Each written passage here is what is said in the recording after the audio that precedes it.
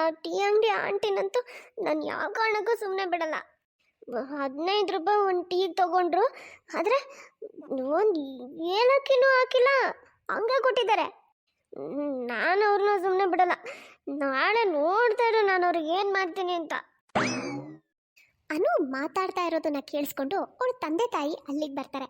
ಅಯ್ಯೋ ದೇವ್ರೆ, ಈ ಹುಡುಗಿ ಮದುವೆ ವಯಸ್ಸಿಗೆ ಬಂದ್ರು ಇನ್ನೂ ನಿದ್ದೆ ಕಣ್ಣಲ್ಲಿ ಮಾತಾಡೋ ಅಭ್ಯಾಸ ಮಾತ್ರ ಹೋಗ್ಲಿಲ್ಲ.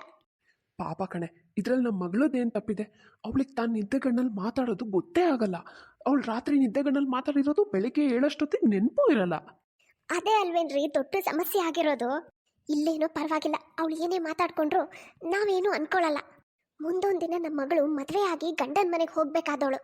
ಗಂಡನ ಮನೆಗೆ ಹೋದ್ಮೇಲೆ ಏನಾದರೂ ನಿದ್ದೆ ಕಣ್ಣಲ್ಲಿ ಅತ್ತೆ ಬಗ್ಗೆ ಕೆಟ್ಟ ಕೆಟ್ಟದಾಗ ಮಾತಾಡ್ಕೊಳಕ್ ಶುರು ಮಾಡಿಬಿಟ್ರೆ ಯೋಚನೆ ಮಾಡ್ರಿ ಏನಾಗ್ಬೋದು ಪರಿಸ್ಥಿತಿ ಅಂತ. ಇವಳೇನೋ ತಾನು ರಾತ್ರಿ ಮಾತಾಡಿದ್ದನ್ನ ಬೆಳಗ್ಗೆ ಅಷ್ಟೊತ್ತಿಗೆ ಮರೆತು ಬಿಟ್ಟಿರ್ತಾಳೆ. ಅದೇ ಅವಳು ಮಾತಾಡಿದ್ದನ್ನ ಕೇಳಿಸ್ಕೊಂಡವ್ರು ಮರೀತಾರೇನ್ರಿ? ಇಲ್ಲ ಅಲ್ವಾ?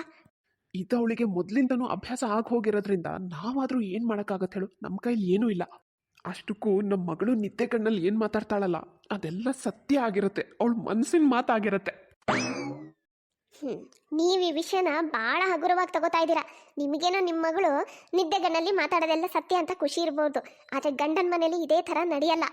ನೀನು ಹೇಳೋದು ಸರಿನೇ, ಆದರೆ ಇದರಲ್ಲಿ ನಾವಾದರೂ ಏನು ಮಾಡೋಕ್ಕಾಗತ್ತೆ ಹೇಳು? ನಾವೇನೂ ಮಾಡೋಕ್ಕಾಗಲ್ಲ ನಿಜ.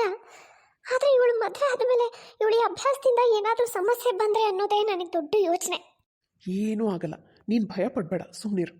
ಹೀಗೆ ಸಮಯ ಕಳೀತಾ ಇರತ್ತೆ. ಅನು ತಂದೆ ತಾಯಿ ಅವಳಿಗೆ ಮದುವೆ ಮಾಡೋಕೆ ಅಂತ ಹುಡುಗನೂ ಹುಡುಕ್ತಾ ಇರ್ತಾರೆ. ಅದ್ರ ಜೊತೆಗೆ ಅವಳಿಗೆ ಈ ನಿದ್ದೆಗಣ್ಣಲ್ಲಿ ಮಾತಾಡೋ ಅಭ್ಯಾಸದ ಬಗ್ಗೆ ಅವರಿಗೆ ತುಂಬ ಟೆನ್ಷನ್ ಕೂಡ ಇರುತ್ತೆ. ಒಂದಿನ ಅನುನ ನೋಡೋಕ್ಕೆ ಕಾರ್ತಿಕ್ ಅನ್ನೋ ಹುಡುಗನ ಸಂಬಂಧ ಬರುತ್ತೆ. ಹುಡುಗ ಹುಡುಗಿನೂ ಒಬ್ರನ್ನೊಬ್ರು ಇಷ್ಟಪಡ್ತಾರೆ. ಮನೆಯವರಿಗೂ ಈ ಸಂಬಂಧ ತುಂಬ ಇಷ್ಟ ಆಗುತ್ತೆ. ಹಾಗಾಗಿ ಸ್ವಲ್ಪ ಸಮಯದಲ್ಲೇ ಅನು ಮತ್ತೆ ಕಾರ್ತಿಕ್ ಮದುವೆ ಆಗುತ್ತೆ. ತನ್ನ ನಿದ್ದೆಗಣ್ಣಲ್ಲಿ ಮಾತಾಡೋ ಅಭ್ಯಾಸದ ಬಗ್ಗೆ ಅರಿವೇ ಇಲ್ಲದೆ ಇರೋ ಅನು ಗಂಡನ ಮನೆಗೆ ಬಂದು ತುಂಬ ಖುಷಿಯಾಗಿರ್ತಾಳೆ. ಗಂಡನ ಮನೇಲಿ ಮೊದಲನೇ ದಿನ. ಅನು, ಮದುವೆಯಲ್ಲಿ ನಿನಗೆ ನಿನ್ನ ತವ್ರ ಮನೆಯವರು ಏನೇನು ಕೊಟ್ಟಿದ್ದಾರಮ್ಮ?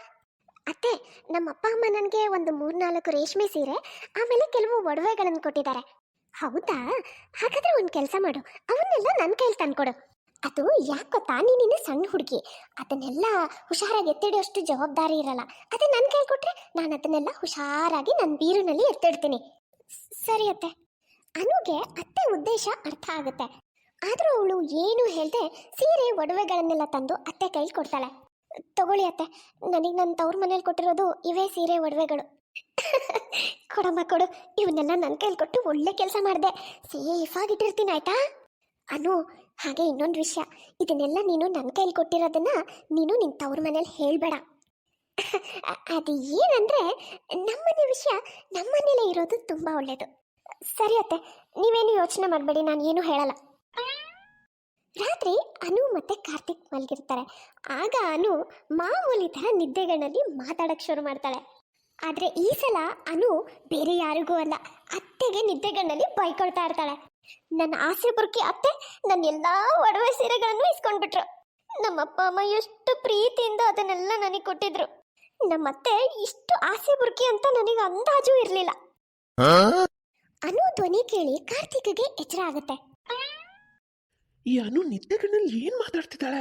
ನನ್ನ ತವ್ರ ಮನೆಯವ್ರ ಹತ್ರ ಅಷ್ಟೆಲ್ಲ ವರದಕ್ಷಿಣೆ ಇಸ್ಕೊಂಡ್ಮೇಲೂ ನಮ್ಮತ್ತೆ ಆಸೆ ಇನ್ನೂ ಕಡಿಮೆ ಆಗಿಲ್ಲ.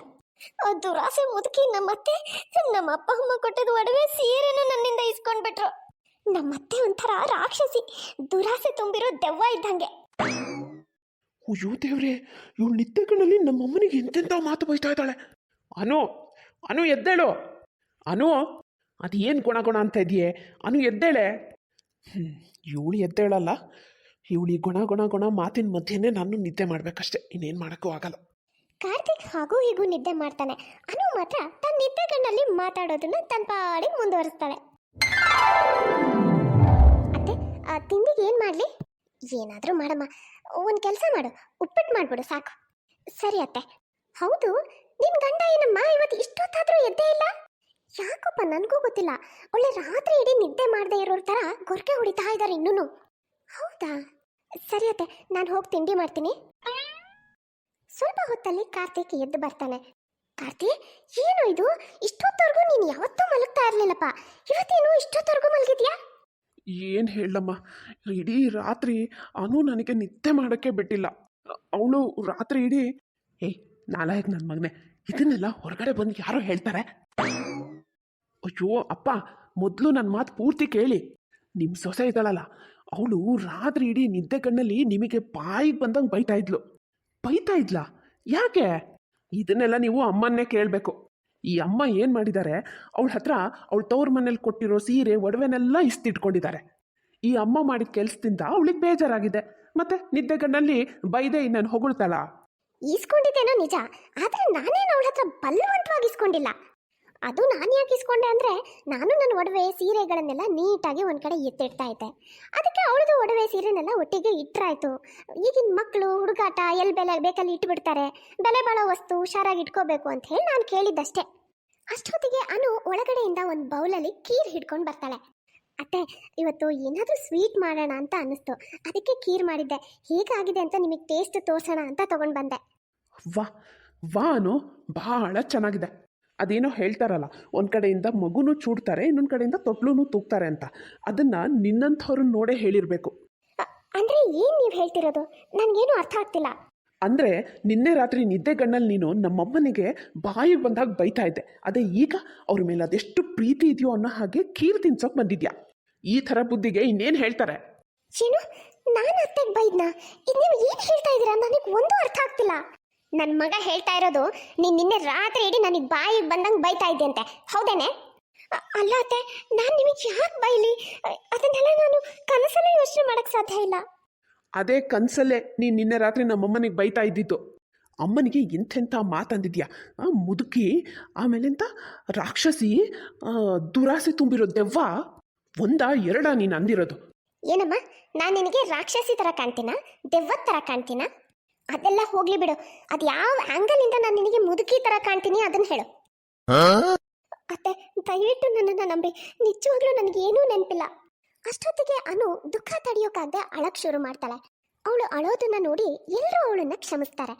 ರಾತ್ರಿ ಸಮಯ, ಎಲ್ಲರ ಗಂಡಂದ್ರು ದೇವತಾ ಪುರುಷರಾಗಿರ್ತಾರೆ.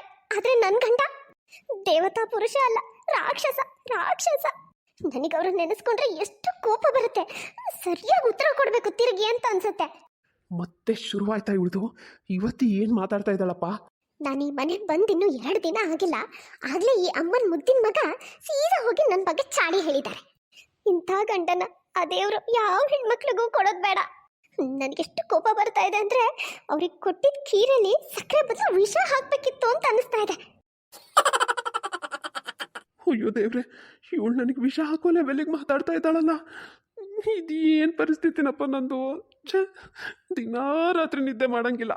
ಮಾರನೇ ದಿನ ಬೆಳಗ್ಗೆ, ಅನು, ಈ ಕಾರ್ತಿಕಿಗೆ ಏನಾಗಿದೆ ಇತ್ತೀಚೆಗೆ? ನೋಡು, 9 10 ಗಂಟೆ ಆಗ್ತಾ ಬಂತು, ಇನ್ನೂ ಎದ್ದಿಲ್ಲ. ಏನೋ ಗೊತ್ತಿಲ್ಲ ಮಾವ, ನನ್ನ ವಿರುದ್ಧ ನಿಮ್ಮ ಹತ್ರ ಇವತ್ತು ಏನು ಹೇಳಲಿ ಅಂತ ಯೋಚನೆ ಮಾಡ್ತಾ ಇದ್ದಾರೋ ಏನೋ. ಹೋಗ್ಲಿ ಬಿಡಿ, ನಾನು ನಿಮಗೆ ಬಿಸಿ ಬಿಸಿ ಟೀ ತಂದ್ಕೊಡ್ತೀನಿ. ಅನು ಅಡುಗೆ ಮನೆ ಕಡೆ ಹೊರಟಿರ್ತಾಳೆ. ಅಷ್ಟೊತ್ತಿಗೆ ಕಾರ್ತಿಕ್ ಎದ್ದು ಬರ್ತಾನೆ. ಅವಳನ್ನ ನೋಡ್ತಿದ್ದ ಹಾಗೆ ಕಾರ್ತಿಕ್ ಹೆದ್ರಿ ನಡ್ಗೋಕ್ ಶುರು ಮಾಡ್ತಾನೆ. 1-2 ಹೆಜ್ಜೆ ದೂರ ಹೋಗಿ ನಿಂತ್ಕೋತಾನೆ.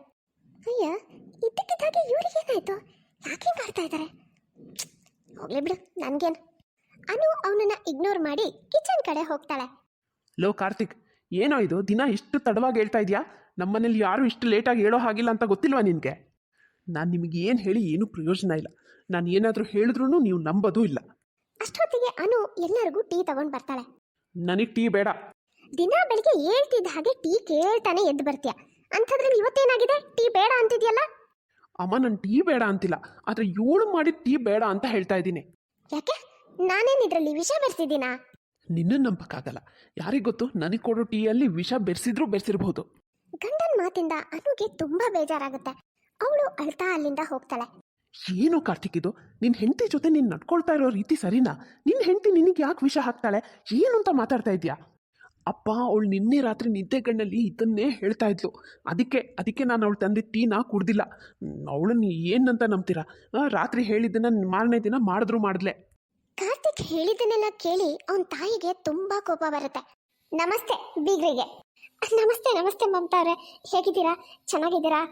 ನಾವು ಚೆನ್ನಾಗಿರಕ್ಕೆ ನಿಮ್ಮ ಮಗಳು ಬಿಟ್ರೆ ತಾನೆ. ನಿಮ್ಮ ಮಗಳು ಈ ಮನೆಗೆ ಬಂದಾಗಿಂದನೂ ರಾತ್ರಿ ಮಲಗಿದಾಗ ಮನೇಲಿ ಒಬ್ಬರಲ್ಲ ಒಬ್ಬರಿಗೆ ಬೈಯು ಬೈತಾ ಇದ್ದಾಳೆ. ನನಗೆ ಮುದುಕಿ ರಾಕ್ಷಸಿ ಆಸೆ ಬುರ್ಕಿ ಇನ್ನೂ ಏನೇನೋ ಅಂದಿದ್ದಾಳಪ್ಪ. ನಿನ್ನೆ ರಾತ್ರಿ ನನ್ನ ಮಗನಿಗೂ ಅಷ್ಟೇ ಬಾಯಿಗೆ ಬಂದಂಗೆ ಮಾತಾಡಿದಾಳಂತೆ. ನಿಮ್ಮ ಮಗಳು ಈ ಅಭ್ಯಾಸದ ಬಗ್ಗೆ ಮದುವೆಗಿಂತ ಮೊದಲೇ ನೀವು ಯಾಕೆ ನಮ್ಮ ಹತ್ರ ಹೇಳಿಲ್ಲ? ನೋಡಿ ಮಮತಾ, ನನ್ನ ಮಗಳು ನಿದ್ದೆ ಗಣ್ಣಲ್ಲಿ ಮಾತಾಡ್ತಾಳಲ್ಲ, ಅದ್ರ ಬಗ್ಗೆ ನೀವು ಅತಿ ತಲೆ ಕೆಡ್ಸ್ಕೊಳಕ್ ಹೋಗ್ಬೇಡಿ. ಅವಳು ಈ ಅಭ್ಯಾಸದ ಬಗ್ಗೆ ಅವಳಿಗೆ ಗೊತ್ತಿಲ್ಲ. ರಾತ್ರಿ ಏನೇನು ಮಾತಾಡಿರ್ತಾಳಲ್ಲ ನಿದ್ದೆ ಗಣ್ಣಲ್ಲಿ, ಅವಳಿಗೆ ಅದು ಯಾವುದು ಮತ್ತೆ ನೆನಪೇ ಇರಲ್ಲ.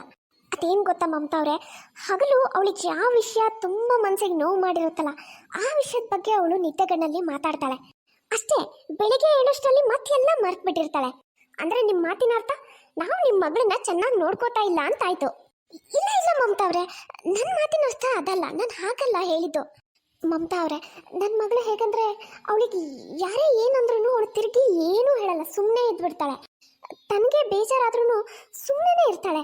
ಆದರೆ ಕೆಲವೊಂದು ವಿಷಯ ಅವಳಿಗೆ ತುಂಬಾ ನೋವು ಮಾಡಿರುತ್ತಲ್ಲ, ತುಂಬ ಮನಸ್ಸಿಗೆ ತಾಗಿರುತ್ತಲ್ಲ, ಅಂಥ ವಿಷಯಗಳ ಬಗ್ಗೆ ಅವಳು ನಿದ್ದೆಗಣ್ಣಲ್ಲಿ ಮಾತಾಡ್ತಾಳೆ. ಅವಳ ಮನಸ್ಸಿಗೆ ಏನು ಅನ್ಸುತ್ತೋ ಅದನ್ನು ಹೇಳ್ಬಿಡ್ತಾಳೆ. ಅಷ್ಟು ಬಿಟ್ಟರೆ ನನ್ನ ಮಗಳು ಯಾರ ಮನಸ್ಸಿಗೂ ನೋವು ಮಾಡೋ ಅಂಥವಳಲ್ಲ ಮಮತಾ ಅವರೇ. ಅನು ತಾಯಿ ಹೇಳಿದ್ದನ್ನೆಲ್ಲ ಕೇಳಿದ್ಮೇಲೆ ಮಮತಾ ಕೂಡ ಸೊಸೆ ಬಗ್ಗೆ ಯೋಚನೆ ಮಾಡ್ತಾಳೆ. ಒಂದಿನ ಮನೆಗೆ ಹೊಸ ಸೊಸೆ ಬಂದಿದ್ದಾಳಲ್ವಾ, ಹಾಗಾಗಿ ಅನುನ ನೋಡಿ ಮಾತಾಡ್ಸ್ಕೊಂಡು ಹೋಗೋಣ ಅಂತ ಅಕ್ಕಪಕ್ಕದ ಹೆಂಗಸರು ಬಂದಿರ್ತಾರೆ. ಮಮತಾ, ಏನೇ ಅಂದ್ರು ನಿನ್ ಸೊಸೆ ಬಹಳ ಚೆನ್ನಾಗಿದ್ದಾಳ ಕಣೆ, ಎಲ್ಲಿಂದ ಹುಡುಕ್ತಂದ್ರಿ ಇಷ್ಟು ಸುಂದರವಾಗಿರೋ ಸೊಸೆನಾ? ಅಯ್ಯೋ, ಅದೇನು ಸುಂದರಿ ಸೊಸೆನೋ ಏನೋ, ಅವಳು ನನ್ನ ಮನೆಗೆ ಬಂದಿರೋದು ನನ್ನ ಕೆಟ್ಟ ಕರ್ಮ ಅಂತ ಅನ್ಕೋಬೇಕು. ಯಾಕೆ ಮಮತಾ ಹೀಗಂತೀರಾ? ನಿಮ್ಮ ಸೊಸೆ ವಿಷಯದಲ್ಲಿ ನಿಮಗೆ ಖುಷಿ ಇಲ್ವಾ? ಅಯ್ಯೋ, ಇವಳು ನಮ್ಮ ಮನೆಗೆ ಬಂದಾಗಿಂದ ಖುಷಿ ಅನ್ನೋದನ್ನೇ ಮರ್ತು ಬಿಟ್ಟಿದ್ದೀನಿ. ಅದ್ ಸರಿ ಮಮತಾ, ಮದ್ವೆ ಸಮಯದಲ್ಲಿ ನಿನ್ ಸೊಸೆ ತವ್ರ ಮನೆಯವರು ನಿನಗೆ ಏನೇನು ಕೊಟ್ಟಿದ್ದಾರೆ? ಏನ್ ಮಹಾ ಕೊಟ್ಟಿಲ್ಲಪ್ಪ, ಒಂದು ಸೀರೆ ಕೊಟ್ಟಿದ್ದಾರೆ, ಅದು ಮಸಿ ಅರ್ಬೆ ಆಗಿದೆ. ಒಳ್ಳೆ ಕ್ವಾಲಿಟಿ ಸೀರೆ ಅಲ್ವೇ ಅಲ್ಲ. ನನ್ನ ಸೊಸೆ ನಮ್ಮ ಮನೆಗೆ ಬರ್ತಾ ತಂದವೆಲ್ಲ ಅಂತವೆ. ಯಾವುದೋ ಒಂದು ಒಳ್ಳೆ ವಸ್ತು, ಹೇಳ್ಕೊಳ್ಳೋ ಅಂತ ವಸ್ತು ತಂದಿಲ್ಲ ಅವಳು. ನನಗಂತೂ ಅವ್ರು ಕೊಟ್ಟಿರೋ ಸೀರೆನ ಮೈಗೆ ಮುಟ್ಸಕ್ಕೂ ಮನ್ಸಿಲ್ಲ. ಅಲ್ಲ, ಅಂತ ಸೀರೆನ ಕೊಟ್ಟಿದಾರಲ್ಲ, ಇವಳು ತವ್ರ ಮನೆಯವರಿಗೆ ಅದನ್ನ ಕೊಡಕ್ಕೂ ಅಸಹ್ಯ ಅನ್ಸಿಲ್ವಾ? ಅತ್ತೆ ಮಾತುಗಳನ್ನೆಲ್ಲ ಕೇಳಿಸ್ಕೊಂಡು ಅನುಗೆ ತುಂಬಾನೇ ಸಂಕಟ ಆಗುತ್ತೆ. ತನ್ನ ನೋವನ್ನ ಯಾರ ಹತ್ರ ಹೇಳ್ಕೊಳ್ಳೋಕ್ಕೂ ಆಗದೆ ತಡ್ಕೊಳ್ಳೋಕ್ಕೂ ಆಗದೆ ರೂಮಿಗೆ ಹೋಗಿ ಜೋರಾಗಿ ಅಳ್ತಾಳೆ. ಅಮ್ಮ, ಮನೆಗೆ ಬಂದವ್ರ ಹತ್ರ ಆದರೂ ನೀನು ಅಷ್ಟೊಂದು ಮಾತಾಡಬಾರ್ದಿತ್ತು. ಅನು ಬಗ್ಗೆ, ಅವಳು ತವ್ರ ಮನೆಯವ್ರ ಬಗ್ಗೆ, ಮೂರನೇವ್ರ ಹತ್ರ ನೀನು ಹಾಗೆ ಮಾತಾಡಬಾರ್ದಿತ್ತು. ಈಗ ಹೆಣ್ಮಕ್ಳಿಗೆ ಹೇಗಂದರೆ ಅವರಿಗೆ ಏನೇ ಬೈದರೂ ಒಂದು ಹಂತಕ್ಕೆ ತಡ್ಕೋತಾರೆ, ಆದರೆ ಅವ್ರ ತವ್ರ ಮನೆ ವಿಷಯದಲ್ಲಿ ಏನಾದರೂ ಅಂದರೆ ಮಾತ್ರ ಯಾರೂ ತಡ್ಕೊಳ್ಳಲ್ಲ. ಪಾಪ ಅವಳಿಗೆ ಭಾಳ ಬೇಜಾರಾಗಿರ್ಬೋದು, ಕೇಳಿಸ್ಕೊಂಡ್ಲ ಅವಳು. ನಾನು ಗಮನಿಸ್ತಾನೇ ಇದ್ದೆ. ನೀನು ಅಷ್ಟು ಒಂಥರ ಮಾಡಿ ಮಾತಾಡಲ್ವಲ್ಲಮ್ಮ, ಅದು ಮೂರನೇವ್ರ ಹತ್ರ. ಇವತ್ತ್ಯಾಕೆ ಹಾಗೆ ಮಾತಾಡಿದೆ? ನಾನು ಯಾಕೆ ಹಾಗೆ ಹೇಳಿದೆ ಅಂದರೆ, ನಾನು ಬಯಸ್ತಾ ಇದ್ದಿದ್ದು ಆ ಥರ ಎಲ್ಲ ಹೇಳಿರೋದನ್ನ ಕೇಳಿ ಅವಳಿಗಾಗಿರೋ ಬೇಜಾರು, ಅವಳ ಕೋಪನ ಅವಳು ಆಚೆ ಹಾಕಲಿ ಅಂತ ನಾನು ಕಾಯ್ತಾ ಇದ್ದೆ. ಅವಳು ಒಂದ್ಸಲ ಆ ಥರ ಮಾತಾಡಿದ್ಲು ಅಂದರೆ ಮತ್ತೆ ಅವಳ ಭಾವನೆಗಳನ್ನು ಆಚೆ ಹಾಕೋದು ಅವಳಿಗೆ ಅಭ್ಯಾಸ ಆಗುತ್ತೆ. ಆಮೇಲಿಂದ ಅವಳು ನಿದ್ದೆಗಣ್ಣಲ್ಲಿ ಮಾತಾಡೋದು ನಿಧಾನವಾಗಿ ಕಡಿಮೆ ಆಗ್ತಾ ಬರುತ್ತೆ ಅನ್ನೋದು ನನ್ನ ಉದ್ದೇಶ ಆಗಿತ್ತು. ಆದರೆ ಎಲ್ಲ ಉಲ್ಟಾ ಆಗ್ಬಿಡ್ತು. ಅವಳನ್ನ ಅಷ್ಟೆಲ್ಲ ಅಂದ್ರೂ ಏನೂ ಮಾತಾಡಲಿಲ್ಲ. ಅವತ್ತಿನ ದಿನ ರಾತ್ರಿ ಅನ್ನು ನಿದ್ದೆಗಣ್ಣಲ್ಲಿ ಏನು ಮಾತಾಡ್ತಾಳೆ ಅಂತ ಗಮನಿಸೋಕೆ ಅತ್ತೆ ಮಾವ ಕೂಡ ಅವ್ರ ರೂಮಿಗೆ ಬರ್ತಾರೆ. ಅತ್ತೆ, ನೀವಿವತ್ತು ನಡ್ಕೊಂಡಿದ್ದ ರೀತಿ ನಿಜವಾಗ್ಲೂ ನನಗಿಷ್ಟ ಆಗಲಿಲ್ಲ. ಎಲ್ಲರೆದ್ರಿಗೆ ನನ್ನ ಬಗ್ಗೆ, ನನ್ನ ತವ್ರ ಮನೆಯವ್ರ ಬಗ್ಗೆ ಒಂಥರ ಅವಮಾನ ಆಗೋಗಿ ಮಾತಾಡಿದ್ರಿ. ನನಗೆ ಇವತ್ತು ನೀವು ಮಾತಾಡಿದ್ದನ್ನೆಲ್ಲ ಕೇಳಿ ಮನಸ್ಸಿಗೆ ತುಂಬ ನೋವಾಗಿದೆ. ನೋಡಿದ್ಯಾ ಅಮ್ಮ, ಪಾಪ ಅವಳಿಗೆ ಎಷ್ಟು ಬೇಜಾರಾಗಿದೆ. ಹೌದು ಕಣೋ, ಭಾಳ ನೋವು ಮಾಡ್ಕೊಂಡಿದ್ದಾಳೆ. ಅವರಮ್ಮ ಹೇಳಿದ ಮಾತು ನಿಜಾನೇ. ಅನು ದೊಡ್ಡವರಿಗೆ ಯಾವತ್ತೂ ಗೌರವ ಕೊಡ್ತಾಳೆ, ತಿರುಗಿ ಮಾತಾಡಲ್ಲ. ತನಗೆ ಬೇಜಾರಾದ್ರೂ ಎದುರಿಗಿರೋರಿಗೆ ಒಂದು ಮಾತು ಏನೂ ಹೇಳಲ್ಲ. ತನ್ನ ಮನಸ್ಸಿಗೆ ಯಾರಿಂದ ಎಷ್ಟೇ ನೋವಾದರೂ ಅದನ್ನು ಸಹಿಸ್ಕೊಂಡು ಮನಸ್ಸಲ್ಲೇ ಇಟ್ಕೊಂಡು ಸುಮ್ಮನೆ ಇರ್ತಾಳೆ. ಅವಳ ಮನಸ್ಸಿಗೆ ಅತಿಯಾಗಿ ನೋವು ಕೊಟ್ಟಂಥ ವಿಷಯದ ಬಗ್ಗೆ ನಿದ್ದೆ ಕಣ್ಣಲ್ಲಿ ಈ ಥರ ಮಾತಾಡ್ತಾಳೆ. ಅವಳು ಮೊದಲಿಂದನೂ ಹೀಗೆ ಅಂತೆ. ನಾನು ಅವ್ರ ಅಮ್ಮನ ಹತ್ರ ಫೋನಲ್ಲಿ ಮಾತಾಡಿದಾಗ ಇದ್ರ ಬಗ್ಗೆ ಎಲ್ಲ ನನಗೆ ಗೊತ್ತಾಯಿತು. ನಾವೇ ಪಾಪ ಈ ಹುಡುಗಿನ ಅರ್ಥ ಮಾಡ್ಕೊಳ್ಳೋದ್ರಲ್ಲಿ ತಪ್ಪು ಮಾಡಿದ್ವೇನೋ. ಪಾಪ ಅವಳು ಈ ರೀತಿ ತನ್ನ ಮನಸ್ಸಿನ ನೋವನ್ನು ಹೊರಗೆ ಹಾಕ್ತಾಳೆ, ಅದು ಅವಳಿಗೆ ಅಭ್ಯಾಸ. ಆಮೇಲೆ ತಾನು ಏನು ಮಾತಾಡ್ತೀನಿ ಅನ್ನೋದು ಅವಳಿಗೆ ಗೊತ್ತೂ ಇರಲ್ಲ. ನಾವು ಇದನ್ನೇ ತಲೆಯಲ್ಲಿ ಇಟ್ಕೊಂಡು ಹಗಲು ಹೊತ್ತಲ್ಲಿ ಅವಳಿಗೆ ಬೈಯಕ್ಕೆ ಹೋಗ್ತಿದ್ವಿ, ಆದರೆ ಅವಳಿಗೆ ಏನೂ ಗೊತ್ತೇ ಇರ್ತಾ ಇರಲಿಲ್ಲ. ಹೌದು, ಅವಳ ಬಗ್ಗೆ, ಅವಳ ಈ ಅಭ್ಯಾಸದ ಬಗ್ಗೆ ಅರ್ಥ ಮಾಡ್ಕೊಳ್ಳೋಕೆ ನಾವು ತುಂಬಾ ತಡ ಮಾಡಿಬಿಟ್ವಿ. ಈ ಮನೇಲಿ ಯಾರೂ ಒಳ್ಳೆಯವರಿಲ್ಲ. ಎಲ್ಲರೂ ನನಗೊಂಥರ ಮಾಡ್ತಾರೆ, ನನಗೆ ಬೈತಾರೆ. ನನ್ನ ಗಂಡನೂ ಅಷ್ಟೇ, ನನ್ನನ್ನು ನೋಡಿದ್ರೇನೆ ದೂರ ದೂರ ಹೋಗ್ತಾರೆ. ಯಾಕೆ ಹೀಗೆ ಆಡ್ತಾರೋ ನನಗೆ ಗೊತ್ತಾಗ್ತಾ ಇಲ್ಲ. ಅಮ್ಮ, ಅಪ್ಪ, ಪ್ಲೀಸ್ ಬನ್ನಿ, ನನಗಿಲ್ಲಿ ಇರೋಕ್ಕಾಗ್ತಿಲ್ಲ, ಬಂದು ನನ್ನನ್ನು ಕರ್ಕೊಂಡು ಹೋಗಿ. ಅನುಳ ಈ ನೋವಿನ ಮಾತುಗಳನ್ನು ಕೇಳಿ ಎಲ್ರಿಗೂ ತುಂಬ ಬೇಜಾರಾಗುತ್ತೆ. ಇನ್ಮೇಲೆ ನಾವು ಅನು ಹೇಗಿದ್ದಾಳೋ ಹಾಗೆ ನಾವು ಅವಳನ್ನ ಒಪ್ಕೋಬೇಕು, ಸ್ವೀಕರಿಸ್ಬೇಕು. ಹೌದಮ್ಮ, ಅನು ತನಗೆಷ್ಟೇ ನೋವಾದರೂ ಅದನ್ನು ಮನಸ್ಸಲ್ಲೇ ಇಟ್ಕೊಂಡಿರ್ತಾಳೆ ಬಿಟ್ಟರೆ ಯಾರ ಬಗ್ಗೆನೂ ಏನೂ ಮಾತಾಡಲ್ಲ, ಕೂಗಾಡಲ್ಲ, ಜಗಳ ಆಡಲ್ಲ. ಆ ನೋವನ್ನ ಈ ರೀತಿ ಹೊರಗಾಕ್ತಾಳೆ ಅಷ್ಟೇ. ಅದು ಅವಳ ಅಭ್ಯಾಸ, ಏನು ಮಾಡೋಕ್ಕಾಗುತ್ತೆ. ಅದನ್ನು ನಾವು ಅಕ್ಸೆಪ್ಟ್ ಮಾಡಬೇಕಷ್ಟೆ. ಅವಳಂತೂ ಹೇಗೂ ನಮಗೆ ನೋವಾಗೋ ಹಾಗೆ ನಡ್ಕೊಳ್ಳಲ್ಲ. ನಾವು ಅಷ್ಟೇ, ಅವಳಿಗೇನು ಬೇಜಾರಾಗದಿರೋ ಹಾಗೆ ಅವಳ ಜೊತೆ ಚೆನ್ನಾಗಿದ್ಬಿಟ್ರೆ ಅವಳಿಗೇನು ಬೇಜಾರಾಗಲ್ಲ, ಖುಷಿಯಾಗಿರ್ತಾಳೆ. ಈ ಥರ ನಿದ್ದೆಗಣ್ಣಲ್ಲೂ ಏನೂ ಮಾತಾಡಲ್ಲ ಅವಾಗ. ಹೌದಮ್ಮ. ಹೀಗೆ ಎಲ್ಲರೂ ಅನು ಈ ಥರ ನಿದ್ದೆಗಣ್ಣಲ್ಲಿ ಮಾತಾಡೋ ಅಭ್ಯಾಸನ ಆಕ್ಸೆಪ್ಟ್ ಮಾಡ್ತಾರೆ. ನೋಡಿದ್ರಲ್ಲ ಫ್ರೆಂಡ್ಸ್, ಇವತ್ತಿನ ಈ ವಿಡಿಯೋ ನಿಮಗೆ ಸ್ವಲ್ಪನಾದರೂ ಇಷ್ಟ ಆಗಿದ್ರೆ ಪ್ಲೀಸ್ ಚಾನಲ್ನ ಸಬ್ಸ್ಕ್ರೈಬ್ ಮಾಡಿ, ಹಾಗೆ ಲೈಕ್ ಮಾಡಿ. ಮುಂದಿನ ವಿಡಿಯೋದಲ್ಲಿ ಮತ್ತೆ ಸಿಗೋಣ. Bye friends.